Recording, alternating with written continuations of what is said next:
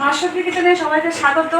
আজকে রান্না করছি একটা রুটির তরকারি, রাতের রুটির তরকারি করছি। এই যে আলু নিয়ে নিয়েছি, ছোলা, আর এটা রসুন, আদা, কাঁচা লঙ্কা, টমেটো, পেঁয়াজ আর ডিম দিয়ে একটা দারুণ একটা রান্না করব, খুব ভালো। দেখতে থাকুন।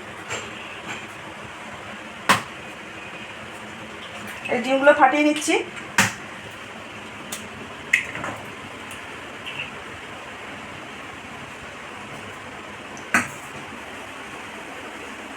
দুখানা ডিম নিয়েছিলাম, এই ডিমগুলো এই তেলের মধ্যে দিয়ে দেবো।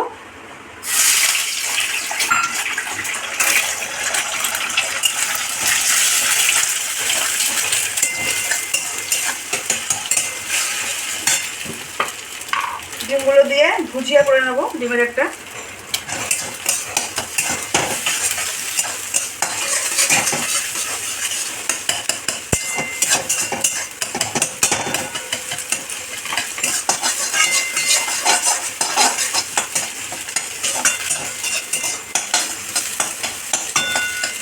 এটা ঢেলে নেবো।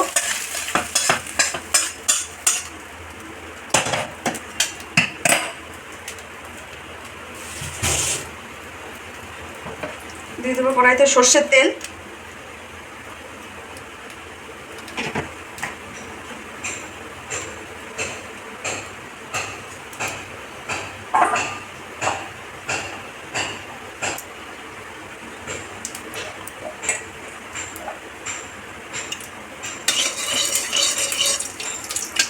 তেল গরম হয়ে গেছে, পেঁয়াজ দিয়ে দেবো।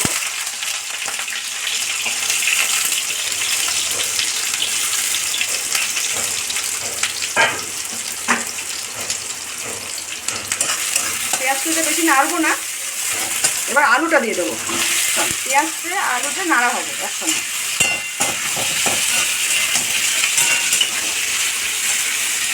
এগুলোকে একটু ভেজে নেবো।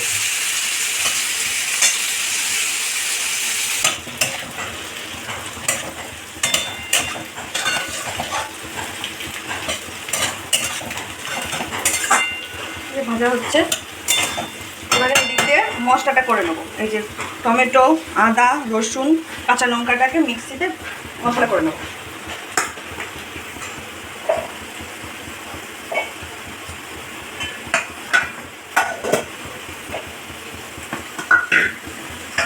মশলা হয়ে গেছে, পুরো পেস্ট করার দরকার নেই।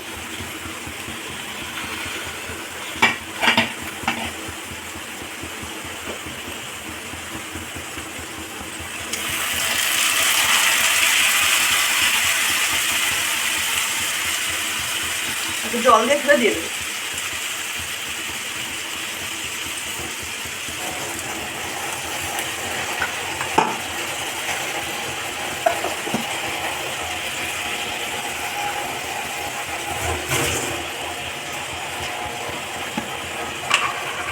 দিয়ে দেবো নুন,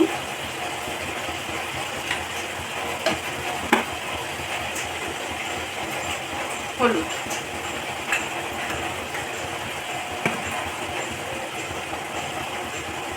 ধনে,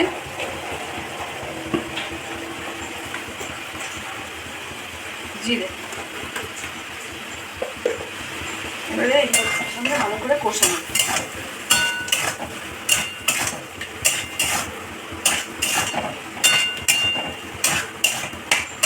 এই তরকারিটা কিন্তু খেতে খুব ভালো হয় রুটির সঙ্গে, রুটি, পরোটা। আমি এখন দুপুরবেলায় রান্না করে রাখছি রাতের জন্য।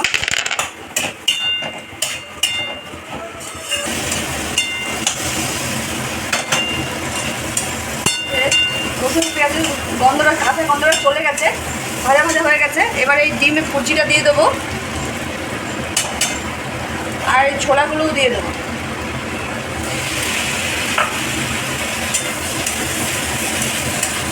একটু জল দিয়ে দেবো, আটটু নেড়ে নেবো।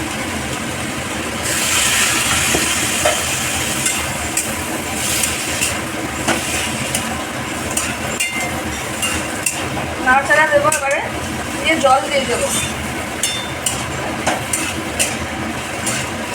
আমি এটা রাতের রুটির খাবার জন্য করছি। দুপুরে ভাত দিয়েও খাওয়া যাবে, ভাত দিয়ে খাওয়া যাবে না তা নয়, ভাতের সঙ্গেও খাওয়া যাবে। এবারে জল দিয়ে দেবো।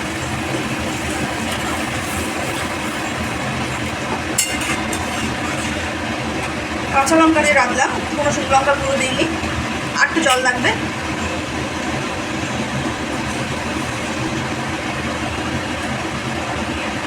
এবারে এটাকে ফুটতে দেব।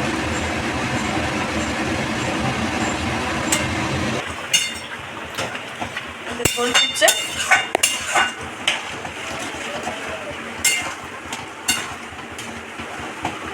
ফুটছে, কারণ আলু পুরো সেদ্ধ হয়নি, ফুটবে, ফুটে মাখো মাখো হবে।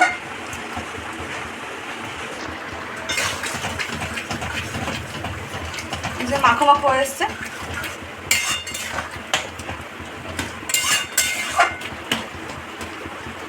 আলু গলে গেছে।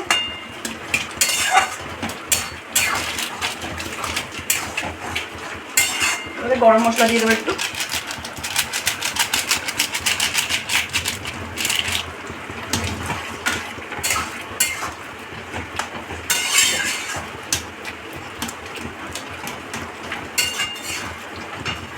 কমপ্লিট, এবার ঢেলে নেব।